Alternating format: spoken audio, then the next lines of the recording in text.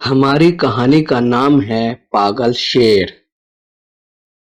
ایک دفعہ کا ذکر ہے کہ ایک جنگل میں شیر رہتا تھا جو ہر وقت دھاڑتا رہتا تھا۔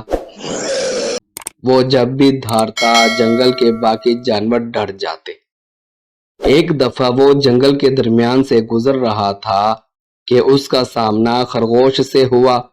اس نے خرگوش سے پوچھا، تم نے مجھے کل برا بھلا کیوں کہا تھا؟ خرگوش ڈرتے ہوئے بولا، بادشاہ سلامت، میری کیا ہمت، کیا مجال کہ میں آپ کو برا بھلا کہوں۔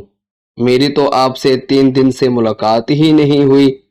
شیر نے کہا، اچھا پھر وہ تمہارا باپ ہوگا جس نے مجھے برا بھلا کہا۔ یہ کہہ کر وہ آگے بڑھ گیا۔ خرگوش نے اللہ کا شکریہ ادا کیا اور وہ بھی چلا گیا۔ تھوڑی دور جا کر شیر کی ملاقات ایک بکری سے ہوئی۔ اس نے بکری سے پوچھا، تم نے مجھے کل برا بھلا کیوں کہا تھا؟ بکری پہلے تو ممنائی،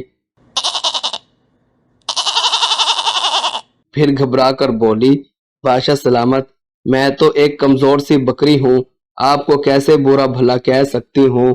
شیر نے کہا کہ اچھا پھر وہ تمہاری ماں ہوگی۔ یہ کہہ کر شیر آگے کی طرف بڑھ گیا۔ بکری نے بھی جان چھوٹ جانے پر خدا کا شکر ادا کیا اور بھاگ گئی۔ تھوڑی دور جا کر شیر کی ملاقات لومڑی سے ہوئی۔ اس نے لومڑی سے کہا، تم نے مجھے کل برا بھلا کیوں کہا تھا؟ لومڑی بولی، تم پاگل ہو، بوڑھے ہو گئے ہو، تمہارا دماغ کام نہیں کرتا، تمہیں لگتا ہے کہ ہر کوئی تمہیں برا بھلا کہہ رہا ہے، جاؤ اپنا علاج کرواؤ۔